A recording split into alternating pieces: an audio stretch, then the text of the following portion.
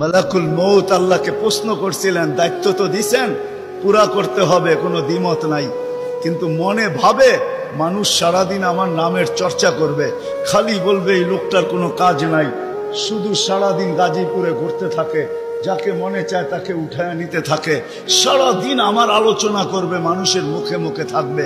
তো আল্লাহ প্রতি উত্তরে বলছিলেন, সাআজআলু লিল মাউতি সাবাবা, আমরা মৃত্যুর কারণ বানায় দিব। ইয়াযকুরু সাবাব ওয়া ইয়ানসা, মানুষ কারণ নিয়ে আলোচনা করবে, তোমার নাম ভুলেও নিবে না।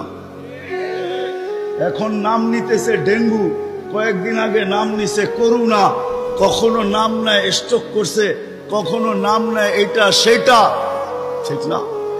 হ্যাঁ, আরেকটা কারণও আছে।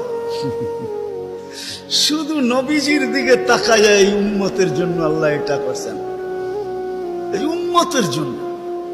এই উম্মতকে আল্লাহ আখিরাতে শাস্তি দিতে চান না। হায় হায়, উম্মত যদি নবী চিনত।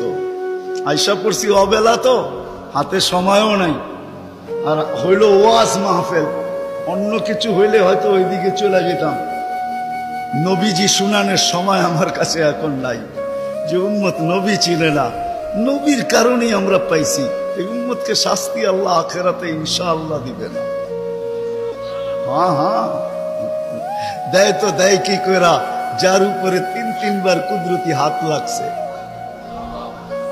কয়বার? সৃষ্টি লগ্নে একবার, বাছাই পর্বে একবার। আমরা বাছাইকৃত উম্মত। হুয়াজতাবাকুম জাহিদ, শুধু শুধু বলেন নাই, জাহিদু ফিল্লাহি হাক্কা জিহাদি। উম্মতে মুহাম্মাদি, আমাকে পাওয়ার জন্য যতটুকু শক্তি আছে সব লাগায় দে না। তোমাদের সেজদার জায়গা দিয়া নূর ফুটা বাহির